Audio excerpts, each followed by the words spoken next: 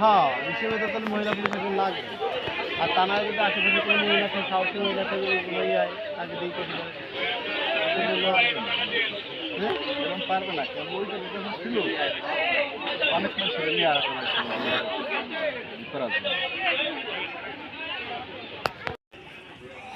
চান্দা ভাঙা থানাধীন চান্দা ইউনিয়নের দিগলকান্দা গ্রামে হাবিব খালাসির বাড়ির পাশে পুকুরে একজন মহিলার ভাসমান লাশ পাওয়া গেছে সংবাদে আমরা এখানে এসেছি।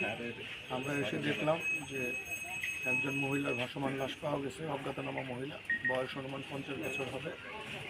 আমরা সেটা পুলিশ যে আইনগত ব্যবস্থা আছে সেটা আমরা গ্রহণ করতেছি। ধন্যবাদ।